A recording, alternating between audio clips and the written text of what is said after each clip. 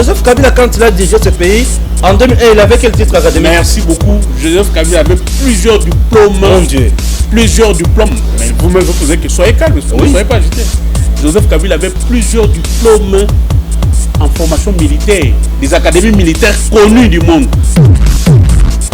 Et c'est pour ça que je dis que c'est une coalition hypocrite. Et en 2022, vous allez voir que les gens vont se tirer dessus les uns les autres dans ce pays ici, oubliant qu'ils ont fait un parcours ensemble. Oui, c'est par le dialogue que nous pouvons régler les cas.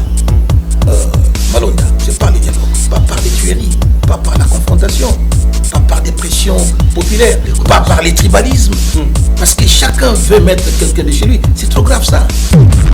8 millions de dollars par année que Joseph Kabila touche sous forme de pension. Monsieur Joseph Kabila, moi je vais vous donner un conseil. Le Congo là ne vous appartient pas à vous seul. Ne soyez pas égoïste.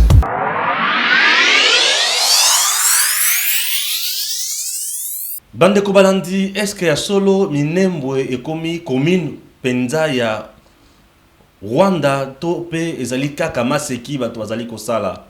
Est-ce que bato bazana kata ko véhiculer ba message oyo? Bazali na ba vérité cachée tope ezaka ba illusion.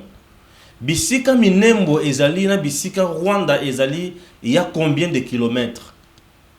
Wana ezali mutuna tole komituna. Na dossier toujours Minembwe. Azarias Roberoi, ministre d'État en charge de la décentralisation, aujourd'hui Azali na motion, qu'est-ce que je dis? Azali na question orale na niveau déjà il y a Assemblée nationale initiée par Moïndo Zangi. Moïndo Zangi Azali ko festiger makambo ebele.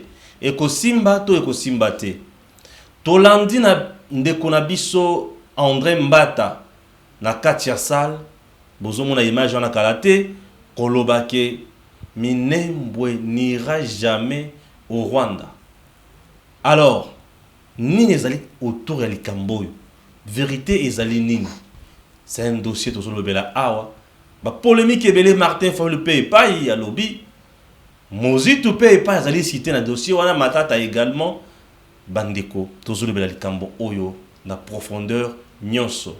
Tokosuka wana te, tokosuka bisika mukonzi Félix Alobi. Il est vraiment humainement impossible. Il y a plus de 2 mandats à la tête du pays. Mais Batumoussou Bakanisi, que chef d'État, lobby qui est impossible à ça la 2 mandats. Non, il a bien dit.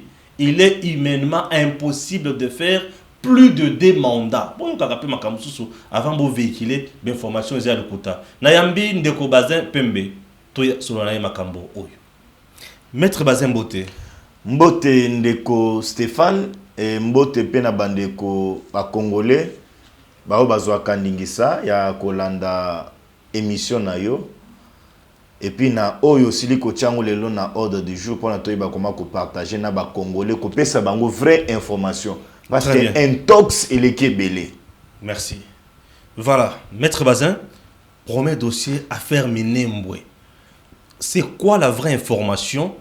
Le temps ndeko Gims azo illustrer les biso cartes. Il y a mboka na biso, il y a ba province, to yeba ke Minembwe eza na niveau nini, Rwanda eza na niveau nini et makambo ezo la ndenge ntango bazolo ba ke Minembwe et komi commune ya Rwanda. Ndeko Stéphane na ba congolais ba iba kolanda biso na mokili mobimba, sengeli toyokana. Ezali droit na biso ba congolais ya ko sécuriser ba frontière nationale na biso. Et ali droit na biso et pesa meli biso na constitution to dénoncer oyo ezali ya mabe oyo ezali koyela mboka na biso. Mais soki biso ba congolais tozui à la place que mayele ezwa place to komozwa eke ba sensation ba intox haine jalousie ezwa biso na ba question oyo ezali ya ba valeur ya science tokomo mêlé politique en place ezali te wana toko bebisa mboka. C'est depuis le 13 juin 2013 nazana arrêté ya ndeko Matata Mponyo yangoyo awa. Matata Mponyo premier ministre à l'époque dirigé celui qui dirigeait le pays dans le temps, Joseph Kabila Kabange, a dû arrêter où ils allaient nommer 15 agglomérations. Oyo bazali ko komisa yango ba commune yango ezali awo. Minembwe ezali na 10e position. Basali yango. Tango basali yango ba trouver que sur le plan des droits ba komisa yango ekoma commune parce que bazali au-delà na 200 000 habitants. Nengi beko epesa meli. Ba trouver ba fiabilité sur le terrain dans le conseil des ministres. Ministre Matata Mponyo atali a lobby OK ça va azui arrêter naye. Pour na ba créer Minembwe comme commune depuis 2013. Tshisekedi a komi kutuna na ta présidenté. Ilunkamba ya bato ya za papoyo ako ayebani kutu tuna vous la premier ministre était. Mais depuis Tawana sengeli ba Congolais ba comprendre place mabezali. Ndeko oyo lelo Martin Fayulu azalaki député de son état. Député national. Madame Janine Mabunda azalaki pe azal dans l'état wana si je me trompe pas azalaki entre autres ministres. Parce que c'est une histoire qui a commencé même à l'époque où Ndeko Vital Kamerhe azalaki président de l'Assemblée nationale. Mais lelo ba komisangwe que non ezalinde Félix na teki Minembwe na Rwanda, c'est inconcevable ezali motema mabe. Outi koloba makambo ya carte awa. Soko tali na carte wana. Voilà, Gims aide-nous à illustrer voilà la carte. Oui. Bamona bisika Minembwe ezali place au vous allez comme on a encerclé voilà. Vous avez vu avec Gims. OK. Place moni Minembwe ezali encerclé. Botala niveau Minembwe ezali wana. Botala bisika Rwanda ezali mettre ça peut nous donner combien de temps, combien de kilomètres place wana? Selon ba expert, ça peut être 5000 km.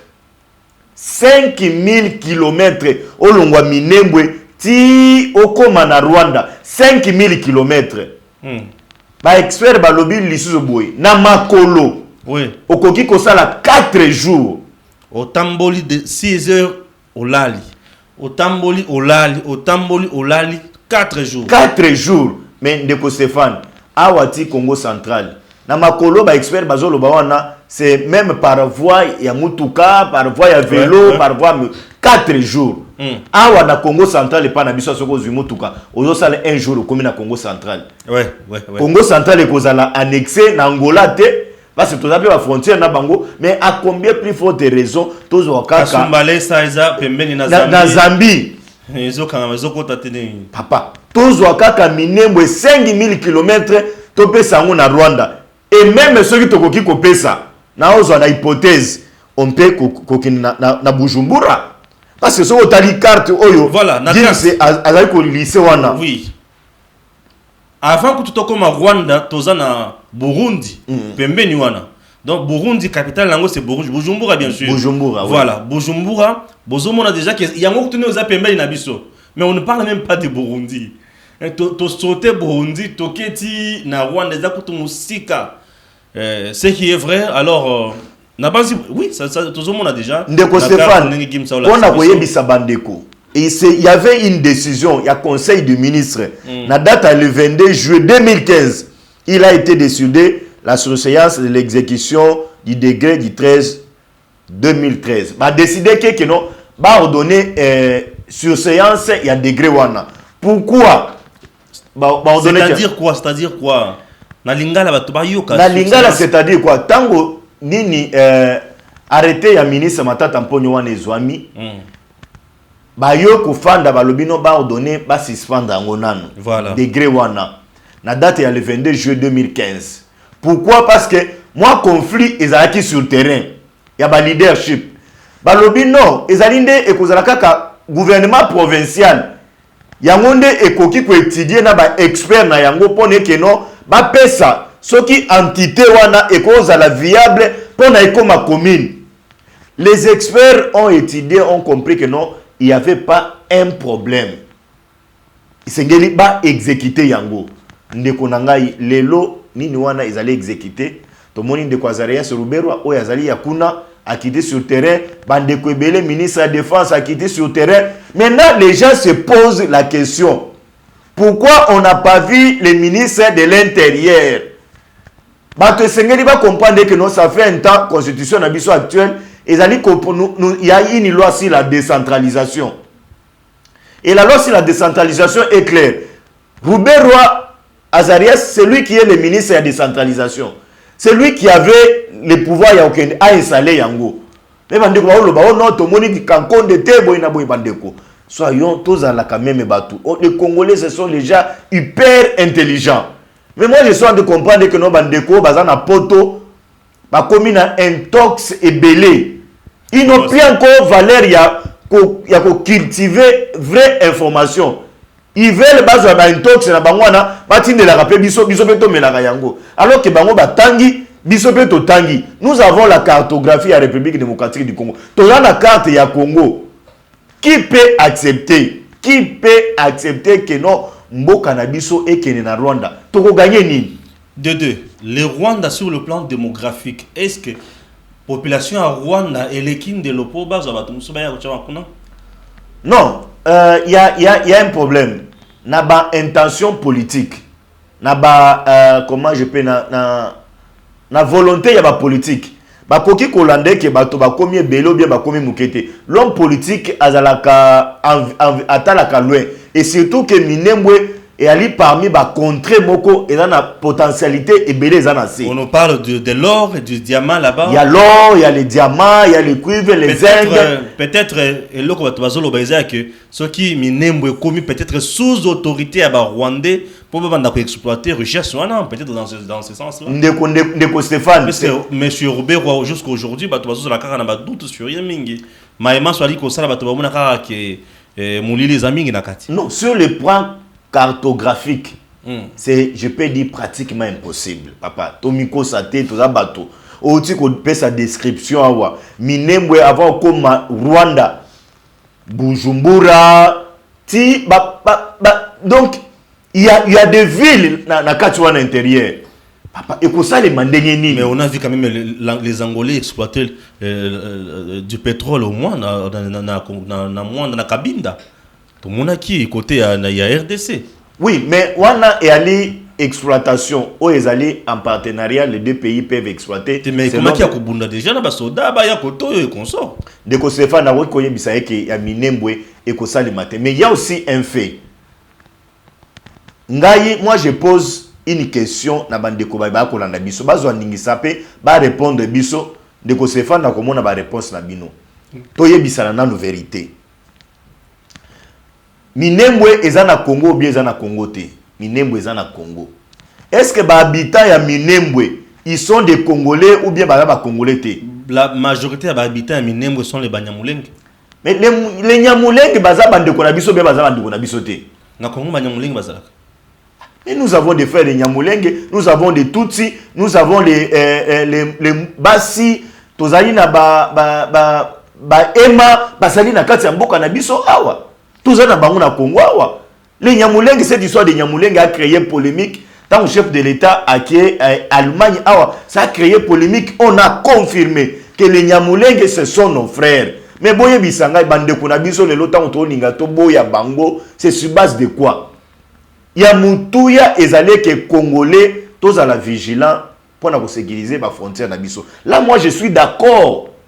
Parfaitement d'accord, même à 100% d'accord na bande kuna biso. Tango ba ko telema et que la frontière na biso e ko kende et pas Rwanda te et pas Burundi te et pas Zambie te et pas Angola te. Oui, là on est patriote. Mais ce qui sentiment ba sensationnel et comme au côté biso, voilà, nous ignorons ce que nous sommes en train de faire.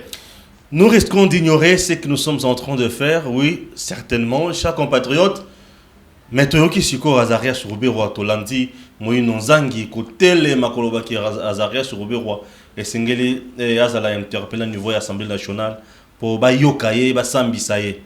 Wana siko yo l'opinion. Depuis le date le 2 octobre 2020 Nangonga il y a 14 heures c'est là quoi enregistré nini interpellation adressée à monsieur le ministre d'État, ministre de la décentralisation institutionnelle. Objet, l'interpellation. Ndeko Moyindo Zangi, document yangoyo, asala ko déposer yango na niveau ya Assemblée nationale. Alobi na kati ya document na yeboy, azali ko expliquer makambo ya degré ya Mese Matata Mponyo, azali ko expliquer makambo ya décision ya surséance oyo ya histoire ya Minembu wana. Mais na kati wana c'est que moi je va peki ça. C'est ça oui, le problème. Ba peki ça. Si ko Félix a tombé yango pourquoi? Ndeko Stéphane. Sengeli bato ba comprendre.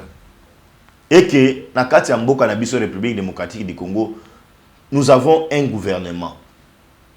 Et ce gouvernement est dirigé par Sylvestre Ilunga Ilunkamba avec ses ministres. La décision ici, parce que là il faut lever déjà mesures wana. On n'a pas que nous installer comment on appelle Minembwe.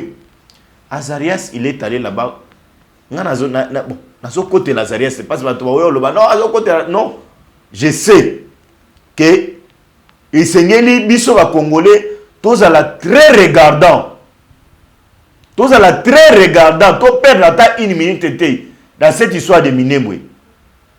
Mais il y a mabe on a boya ezalinde ya kolinga kochango na mutu ya Félix et que yende ateki ne bato ba koloba yende ateki mais Ruberwa soyons en regardant tozala na ya kufungula miso.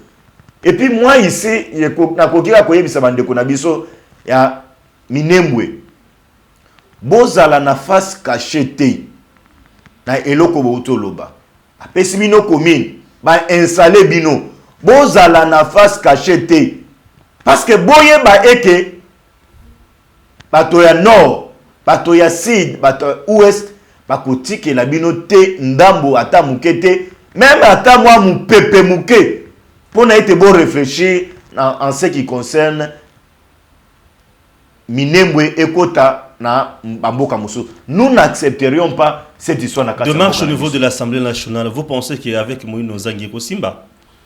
J'encourage la démarche parce que Ali parlementaire, ministre Azali, ministre et gouvernement, et Sengeli Aleka, aya kopé sanaba élu. Ce qui est le biso peuple. Tous allez qu'on s'entre déchiré boy entre biso. Toi ko bao bazui angle na bango, bao bazui angle na bango. Alors que nous avons les élus na niveau de l'Assemblée nationale, on peut pas que senga bango eloko moyindo asenga ba benga ndeko Azarias Ruberwa ba tuna ye question papa nini ezali ko bomba na sima na yo na histoire ya Minembwe parce que ba mususu ba ekoloba boye et que souci na bango na la ninde ko Bitakwira na la ninde de ko Moïno Nzangi. Bitakwira est allé plus loin pour traiter même le ministre de Défense qui a commis un acte de haute trahison. Oui. Il y a un kolobate. Ceux qui Ruberwa, ceux qui ministre de la Défense, bazali na Angui Soroche, n'est pas français balobagala ni loko moko ba ko boma na sima na bango. Démarche ya Moïno Nzangi et ya malamu. Et puis pression pe ya ba Congolais ezali pe malamu. Mais pression ba Congolais na ya ko mona ngoma be surtout bandeko na biso ba bazana na poto. Bazali ko salisa biso na Congo te. Moi, je les ai toujours dit, bande kwa poto, vous êtes là comme des pèlerins. Boké kuna comme des pèlerins. Mboka na bino ezali ndawa. C'est mieux que bino bo se voit. Bolo babongo. Mais il y a bino ko se voit et commis il y a degré mususu. Un ekoti na kat. Jalousie ekoti na kat. Motema mabe ekoti na kat. Intox ekoti na kat. Peut-être bande on traîtrise ekoti na kat. Ndeko bazin, peut-être bande ko na poto, bazana na information o biso to na ngote hein. Pour tout le monde, les dirigeants sont na poto, c'est que na poto wana ils ont des informations où ils biso tozana ngote. Non, c'est la réalité sur notre pays, biso tozana kati nzungu tozoye baté. Bako ekoki kozala bongo parce que aujourd'hui avec l'arrivée il y a des réseaux sociaux intox comme belé, manipulation et comme belé. C'est pourquoi moi je les ai toujours dit je l'ai toujours dit pardon na lobaka yango ndeko nangai bandeko oyo bazana na poto. C'est mieux, peut-être que vous avez des informations avant Bisso. Parce que Bino, vous avez des mécanismes belés. Vous êtes sur les satellites, vous avez des comme Bisso, vous avez peut-être des informations à on a retard. Mais la réalité sur le terrain, vous avez une. Et il y a des comme vous avez poto 20 ans. 50 ans 60 ans baza na poto mais tant bazo yebisa bango ka minembwe bamonika na télévision minembwe au Rwanda bana moko ba s'enflammer mais basala ba réalité wana te basala ba réalité wana te o biso to yai ko vivre na Congo. C'est pour dire à mes frères, c'est bien que bosala litening bosala bongo mais bosala pe na ba données scientifiques na kati ya mboka na bino. Est-ce que minembwe ekokisi ndingisa iza la commune pour na personnalité juridique na une entité décentralisée, entité rurale moko boye pour na base na personnalité juridique, qu'est-ce qu'il faut faire? Est-ce que tous ces éléments là sont réunis? Oui, j'ai dit oui parce que sur base de données sur le terrain, les éléments ne sont pas sur le terrain mais yamutu ezali, soyons toujours vigilants, regardant pour n'être pas territoire na biso mboka eke na mboka ba payate. Très bien. Likamo mususu ezali ya ndeko Félix Tshisekedi. Akendaki na poto na kozonga na ye alobaki na ba interview à Korodaki à gauche à droite pour dire que il est humainement difficile, impossible qu'on vende dans le pouvoir plus de 2 ans. Mais plus de 2 mandats. Mais Batoualobi, bon, Batou va déformer l'information. Et pourquoi d'abord le président Alobi Bongo? Il n'a landaki message à président de la République. Tant wazali na Belgique, interview na yo ya cela iko accordé na ba Congolais au bazali libanda boka. Cette fois-ci j'ai aimé, il n'a pas voulu qu'on réserver exclusivité ya nini wana na ba chaîne ya ba paya, mais il a appelé ba patriotes, ba compatriotes, ba na mboka pona meka kosolwa na bango ba question danger. Mais ndeko Stéphane ka yango to uti koloba. Na Congo, nous avons des intellectuels, donc éminemment intelligents. Nous avons des docteurs, nous avons des professeurs, nous avons des licenciés, même des diplômés, même des D6. Ceux qui ont réfléchi, ils vont réfléchir. Au moment qui n'ont pas maillé dans la place. Mais, biloko mosusu, tu as dit qu'on déformé yango. Président de la République, na moni bato mususu balobi non kaka siko ya sala ata 50 à lembi. Mususu akomi alobi non akomi na 6e étage était azana nuka na rez-de-chaussée à lembi. Alors que le président n'a pas dit tant au président alobi et que azanga kana pongi bato mususu ba transformer en mabe que akomi milela lel. Mususu kutu na moni balobi non Joseph Kabila tant ka yoki message wana a s'éclater na koseka. Alors, à moi, na maïka siko lembi. Vous sentir. Alors que non, batoba yoka qui est bien té. Le président de la République a lobby 2 ans à pouvoir. 2 ans à pouvoir, ça mandat liboso, parce qu'il a mandat liboso. Assez c'est noté renouvelable une seule fois constitution PC. Tu sais que dit à lobby que non, azo renoncé na 2e mandat té. Il n'a pas renoncé au 2e mandat. Humainement parlant. Humainement parlant, c'est fatigant. Parce que papa, naïbisa bandeko. Depuis que le président Félix a le pouvoir, il a fait combien de conseils des ministres? 50 déjà. 50 déjà. Mais n'a ça Kazus na bandeko FCC. Pas ça combien de conseils des ministres M. Joseph Kabila a tenu? Est-ce que Kabila a vraiment au Sala? Ou ce sont les gens qui travaillent à sa place? Ndeko Stéphane, depuis que le président Félix a le pouvoir, combien de contacts il a eu avec l'extérieur? Kabila a envoyé ses émissaires. Kabila, c'était les émissaires accueillis à Solana Bango. Depuis que le président Félix est au pouvoir, lobby awa, toujours tourné mission un certain dimanche, lobby lundi, azo kitana Goma. Ce n'est pas la toute première fois que le président kitana Goma. S'il y a des provinces où le président a beaucoup visité pendant le mandat, c'est à l'est du pays. Où il est aussi refusé pour avoir comment arrêter Kamere, selon les militants de l'UNC. Entre le président Félix Tshisekedi, Nandeko Vital Kamere, Nana créé à Saleli ba Congolais Mabé. Les loba Sodam, mais il fallait récupérer Bandaku na Bango. Bazali est belé, mais il n'y a que désengorger, moi mouké, et soulager tant soit peu. Ba Soda na ba policier. Mais aujourd'hui nous en sommes où? Tous awa pinakate Bandaku wane. Erreur de copier ça, et pas président Félix. On condamné pour na bandeko ya INC Baboya et que président akita na Goma alors que baza pe na qualité, baza pe na pouvoir ya koboye la chef de l'état comme Makunate parce qu'il est le patron même de la sécurité. Sécurité zana maboko na. Mais lobby azokita, yoka mobilisation ezali kuna. Les chefs coutumiers, il y a parti enseignant sur Bazalaki où il les a reçus. Nous n'avons jamais refusé que Yoko Makuna. Il y a une intox. Totika ko tumbate ba pine. Et la ka bande ko na biso pe ya poto. Ne balingi ko diaboliser Congo na internet. Ko bazayo li kamoni na bande wa poto. Est-ce que bazo chat image à ma belle internet bazaka bande wa poto. Te bazo sunga biso lisote. Naza franchi na bango bazo sunga biso lisusu na Congo te. Bazo sala bitumba na kasi na bande na poto. Ngana sa ina bango ba bitumba te. Ceux qui yebisi bango vérité mabeza wapi. Ce sont mes frères. J'ai intérêt ya koyebisa bango la vérité. Ils nous aident pas pour que le Congo aille de l'avant. Et belé bazana poto wana bazana bambongo. Ba tiena ba banga poto. Mais depuis que nous avons cette alternance na mboka, ils sont venus combien? Baya ko investir na kati ya mboka. Nous avons des chômeurs ici. Comment balnga baya Covid ya wana pe ko beta bato le Cameroun. Covid et sili. Biso toze la bango. Toi tika la pe ba conseiller juridique na ba entreprise na bango. Covid na nostilité maître Bazin.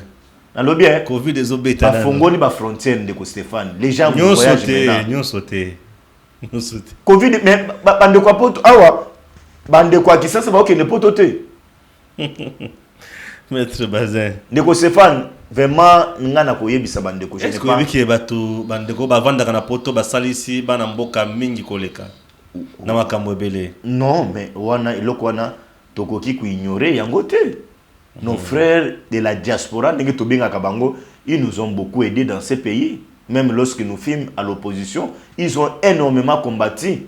Pour n'être tous à la alternance, mais bango moko bazo perdre l'it na bango. Le bazo la vérité, peut-être bazo mona sur espoir au bachaki na Félix Tshisekedi té. Espoir au bachaki na Félix Tshisekedi ba perdre yango en vertu de quoi? Qu'est-ce que Félix Nembo yango na kena Rwanda? Ah, ndeko Stéphane. Ndeko Stéphane. Ngai na ko yebisa bande kwa poto. Si nous voulons raisonner, to raisonner ndeko Stéphane. Na moni ndeko Martin Fayulu. Alobi makambo ya Minembwe. Mais Fayulu a été député dans ces pays. Tant bazali ko créer arrêté wana, Fayulu azaki député. Muzito a fait la remise et reprise avec Matata Mponyo si je ne me trompe pas. Oui. Muzito a vu l'arrêté là du Kolo Mesa Naye. Il n'a pas dénoncé, il a gardé silence. Muzito ne muto a tikeli Matata. Arrêté bandi na Muzito. OK. Et sali Muzito a tikeli Matata a signé et voilà. Mais aujourd'hui, Ndeko Muzito aujourd'hui, Ndeko Muzito est à côté de M. Martin Fayulu. Et tu as vu le silence de Muzito en rapport avec cette histoire de Minembwe. Parce qu'il a certaines réalités au Martin Fayulu à Zanangote. Ah oui, hein? Ah, ça n'a pas de réalité. Ah, oui, hein? Fayulu a été député à l'Assemblée nationale. Est-ce qu'il a dénoncé dans les temps? Fayulu est aujourd'hui avec M. Adolphe Muzito Mfumumpa. Ils ont fait l'Europe ensemble. Pour ni Muzito koyebisa ndeko Fayulu te Fayulu na liti na biso tozali komene keba ezali ozolingo za la président de la République pendant campagne keba Minembwe ese kenda déjà na Rwanda keba Minembwe ese kenda déjà mais Muzito n'a pas dit à Fayulu parce que Muzito a yeba kete non Minembwe etikala ko kende na Rwanda te. Très bien. Dernière préoccupation. Gary Sakata Obeminako. Pas défier peuple. Toning, Mabunda, Balobi, à l'ordre du jour, loi portant pro réforme la Katia, pouvoir judiciaire. Awa, état de droit, et moi pour tenir ce raison à ce qu'on va FCC. Ndeko Stéphane, des questions, oh, Sengeli Bissonyo, se battre Yangwana. État de droit et moi ou bien moi avec l'arrivée à ma proposition ya loi ya ndeko Sakata na Minako totika na position na biso ya front ya kozala regardant ko fongola miso pona ete mobeko oyo ezali satanique au détriment ya état de droit oyo ekoya ko déstabiliser ba magistrat na biso na musala o bazali ko sala. Nous n'accepterions jamais que Elokwana eleka et puis ekolekate. Toyoki Mabunda alingi lisusu a s'opposer na peuple. Azongisi na mesa na ye balwa sakata na minako. Mais toko yebisa madame Janine Mabunda comme moi je l'ai toujours dit. On ne se joue pas avec l'ouragan. On ne se joue pas avec les feux. On ne se joue pas avec le peuple. Parce que nous sommes prêts. Bamone que non a Jamal Kabunt azali sous place wanate à Longwe. Tosala bisala mwanza. Et kolekate. Jour bakocha yango à l'ordre du jour pour na ba traiter. Attention bakocha la biso ba policier. Na niveau Assemblée nationale, mais nous allons franchir parce que c'est notre assemblée. Toko franchir. Bako boye la biso toko tate, toko telemina bango ti ndenge biloko wana ekosila. Et je sais et que ba député conscient ba oyo ba yebe ke no makila ba congolais tangaki pona loi minaku na sakata bako tika mibeko wana elekate bako zwa yango bazongisa yango na tiroir bako lekisa yango te parce que nous avons des lois na kati ya mboka oyo ezali ko sécuriser ba magistrat loi minaku na sakata ko apporter biso implicité l'appareil judiciaire na biso. Jean-Marc Kabund banda balongola ya place on tikala ka vide hein. C'était prévu à proposer que madame Seya, si je ne me trompe pas. Oui, si je ne me trompe pas, Assemblée nationale, session est au fondement, mais je ne sais pas, Tina Suko, je n'ai pas une information là-dedans. Pour nous voyez que Barocha, quand il y a l'ordre du jour, pour n'être, il va comment qu'on investir. Ngoye kasa Jacques na yikuta na ba catholique, pour nous consoler les camona baye, il y a ba proposition, il y a loi na ye pour na idée qui chef de l'État, azala élu par les députés nationaux pour faire développer mon cannabis. C'est des machines, donc il y a des machines où il réfléchit. Qu'on peut ça encore te crédit belleté. Moi Kassanji c'est un frustré. Frustré le Moi Kassanji c'est un frustré. Zane makamba mapango na ye des ali ko préoccupé. Tango mo qui va zongi c'est mapango na ye il n'est pas à l'aise. Qu'on peut ça crédit belleté na biloko na été. Moi Kassanji a été gouverneur de la ville Mboujima si je me trompe pas. Qu'est-ce qu'il a fait? Combien de démarches il a entrepris pour amener pour sa ville en Mboujima Yoana? Qu'est-ce qu'il a laissé dans la province naïe? Et puis bah sans ceux qui bayambi na boboto parce que baza bato boboto. Est-ce que qui attaque catholique même donation solé? Ninga za la kaso bato bayambi abimina bango asaina bango déclaration. Est-ce que ça n'a pas une déclaration? C'est parce qu'il n'a pas donné l'importance na biloko ya ko yebisaye. Parce qu'il a conflit que no yemoko azo il est tenté de mêler. Moi, le bureau, je comprends le bureau va proposer au détriment de la Constitution. Très bien, Maître Bazin Pembe. Alors, Bande Kobalandi, tu communes à Souka, mais il y a un moto Kabolana, Maître Bazin. J'espère que vous avez un message au communiquer sur un dossier. Vous avez 1 minute. Au PSA, peuple congolais, vous avez un message. Et puis, on termine l'émission. Ndeko Stéphane, message est allé à revenir sur l'histoire il y a Minembwe. C'est que comprendre que nous, Congolais, nous avons des valeurs à préserver. Dans la frontière nationale, il y a sécuriser conformément à la constitution nabiso o ezali kopé sa biso pouvoir wana toni maté et kemboka nabiso et kende et pas bapaya et puis ekokendete nulle part donc président Félix a cela ekola kabiso et que non pendant mandat naie même à 1 cm ya Congo ekokende na mboka bapaya te wana ezali yenda lobaki biso pe tozana devoir wana ya ko sécuriser ba frontière na biso mais boye baeke kokomisa Minembwe commune le côté na Rwanda te parce que 5000 km kolongwa Minembwe na Rwanda par jour pour na balabala tango na nzela tango ko tambola ko sala 4 jours ezali belé bandeko to prenez ba valeur to longola haine, jalousie, tribalisme et on est reconstruire Mbokate. To soutenir pouvoir en place parce que Congo ndeko gagner. Merci beaucoup Congo ndeko gagner. Alors toko zala toujours na bino pour na copier sa information comme d'habitude. Merci à Gims et que Dieu bénisse la RDC.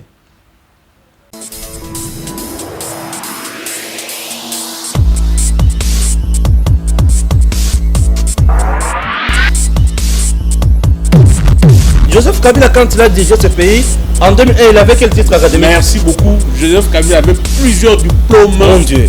Plusieurs diplômes. Mais vous-même, vous posez que soyez calme, ne soyez pas agité. Joseph Kabila avait plusieurs diplômes en formation militaire, des académies militaires connues du monde. Et c'est pour ça que je dis que c'est une coalition hypocrite. Et en 2022, vous allez voir que les gens vont se tirer dessus les uns des autres dans ce pays ici, oubliant qu'ils ont fait un parcours ensemble. Oui, c'est par les dialogues que nous pouvons régler les cas. Malonda, c'est par les dialogues, pas par les tueries, pas par la confrontation, pas par des pressions populaires, pas par les tribalismes. Parce que chacun veut mettre quelqu'un de chez lui. C'est trop grave ça. 8 millions de dollars par année que Joseph Kabila touche sous forme de pension. Monsieur Joseph Kabila, moi je vais vous donner un conseil. Le Congo là ne vous appartient pas à vous seul. Ne soyez pas égoïste.